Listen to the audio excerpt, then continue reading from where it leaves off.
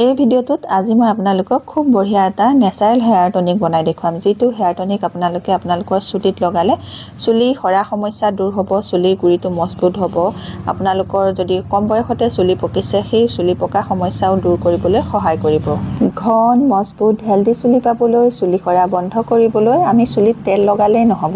তাৰ কাৰণে আমি লগাব লাগিব চুলিত খুব বঢ়িয়া এটা হেয়াৰ টনিক এই হেয়াৰ টনিকটো আপোনালোকে কিনিব নালাগে এইটো বনাবলৈ আপোনালোকৰ ঘৰতে থকা সাধাৰণ কেইটামান বস্তুৰে এই হেয়াৰ টনিকটো বনাই ল'ব পাৰিব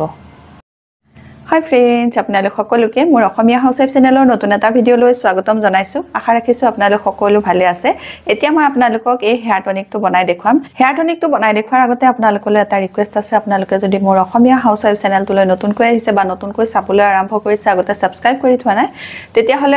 সোনকালে মোৰ এই অসমীয়া হাউচৱাইফ চেনেলটো সাবস্ক্ৰাইব কৰি ল'ব সাবস্ক্ৰাইব কৰিবলৈ হলে আপোনালোকৰ মোবাইলৰ স্ক্ৰিনৰ তলতে থকা সাবস্ক্ৰাইব বটনটো টিপি দিব ওচৰতে এটা বেল ওলাব বেলটো টিপি দিব তেতিয়া মোৰ আহিবলগীয়া সকলোবোৰ ভিডিও নটিফিকেশন সোনকালে যাব আৰু আপোনালোকে সোনকালে ভিডিওবোৰ চাবলৈ পাব তে আহক এই হেয়াৰ টনিকটো কেনেকৈ বনাব পাৰি চাও বলো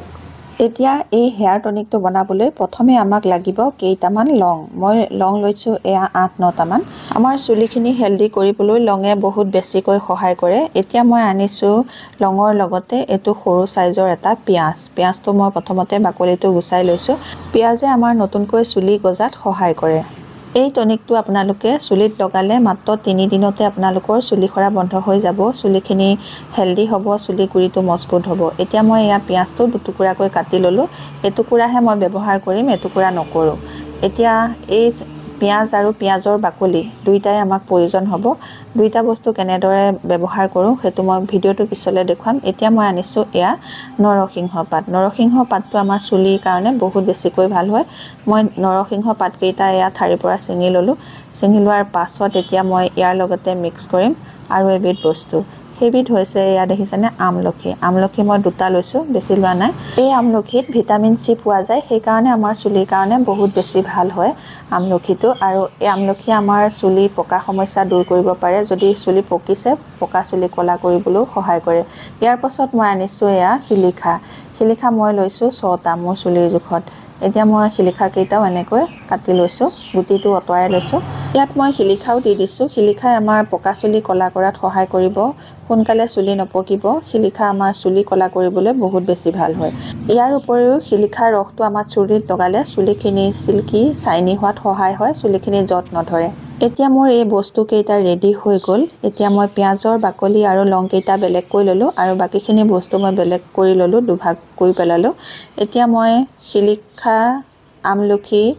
আৰু নৰসিংহ পাত পিয়াজ এখিনি বেলেগ কৰি ললো আৰু মিক্সি জাৰত ভৰাই ললো মিক্সি জাৰত এতিয়া মই এখিনি পিছি লম এতিয়া মই ইয়াৰ লগতে পানী যোগ দিছো এয়া পানী দিছো এই কাপটোৰ জোখাৰে 1 কাপ তাৰ পাছত এতিয়া মই মিক্সিত পিছি লম এতিয়া মোৰ এয়া পিছা হৈ গল খুব ধুনিয়াকৈ গুড়া হৈ গৈছে গুটেই কিটা বস্তু এয়া দেখিছেনে খুব ধুনিয়াকৈ গুড়া হৈছে আপোনালোকে এইটো জুখতে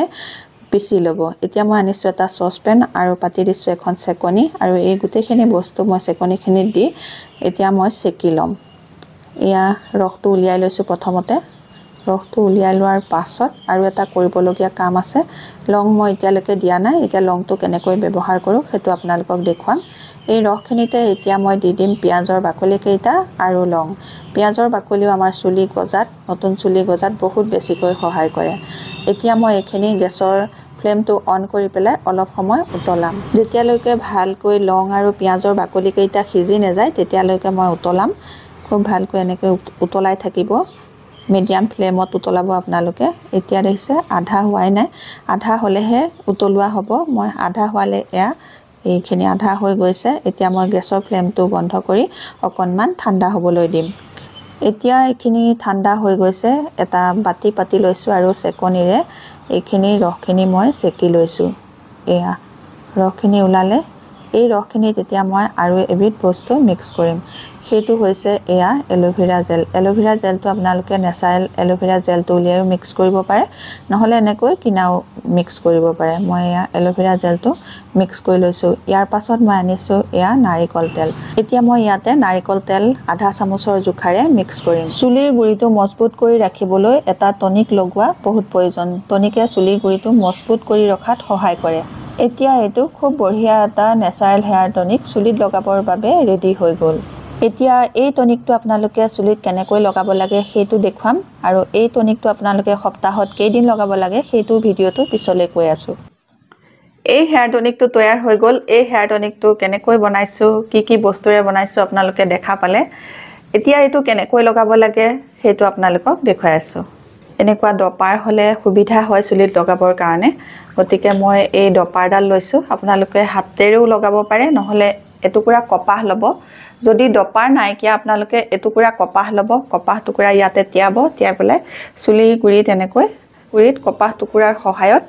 এই টনিকটো লগাব। এনেধৰণে লগালেও হ'ব, নহ'লে ডপাৰৰ সহায়ত লগালেও হ'ব। যদি কপাহো নাই ডপাৰো নাই তেতিয়াহ'লে হাতৰ সহায়তে আপোনালোকে তেল লগোৱাৰ দৰে লগাব। এতিয়া মই আপোনালোকক অকণমান লগাই দেখুৱাম। এতিয়া মই এই ডপাৰটোৰ সহায়তে এয়া লগাইছোঁ। আপোনালোকে এনেদৰে লগাব। গোটেই চুলিখিনিতে এনেদৰে মই লগাই ল'লোঁ। লগাই লোৱাৰ পাছত মই এনেকৈ 5 মিনিট এয়া মাছাজ কৰি দিছোঁ। মাছাজ কৰি হোৱাৰ পাছত এতিয়া মই চুলিখিনি ভালকৈ খোপা এটা বান্ধি থৈ দিছোঁ। লগাই হৈ গ'ল। লগাই হৈ যোৱাৰ পাছত আপোনালোকে ধুনীয়াকৈ মাছাজ কৰিব 5 মিনিট। গুৰিটো লগাব, আপোনালোকে লেন্থটোতো লগাব, গোটেইখিনি চুলিতে ধুনীয়াকৈ লগাব। লগাই পেলাই 5 মিনিট আপোনালোকে লাহে লাহে মাছাজ কৰি দিব।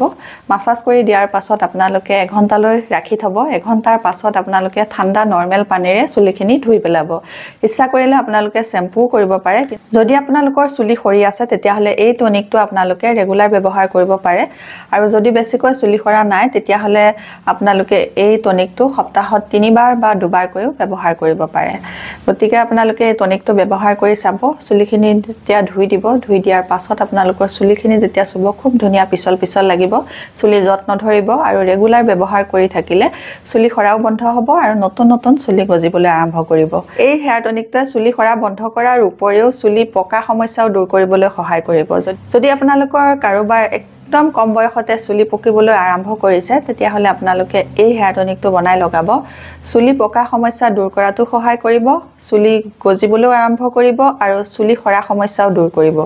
আজি এই হেয়াৰ টনিকৰ ভিডিঅ'টো আপোনালোকে নিশ্চয় ভাল পাইছে। যদি ভাল পাইছে সোনকালে মোৰ অসমীয়া হাউচৱাইফ চেনেলটো ছাবস্ক্ৰাইব কৰি ল'ব আৰু আপোনালোকৰ ফ্ৰেণ্ডৰ লগত এই ভিডিঅ'টো শ্বেয়াৰ কৰিব। যদি আপোনালোকে এই হেয়াৰ টনিকটো ভাল পাইছে, আপোনালোকৰ চুলিৰ কাৰণে উপযোগী হ'ব বুলি ভাবিছে, নতুন এটা ভিডিঅ'ৰ সৈতে, নতুন এটা টিপছৰ সৈতে আপোনালোকৰ মাজলৈ আকৌ আহি আছোঁ। তেতিয়ালৈকে নমস্কাৰ, আজিলৈ আহোঁ।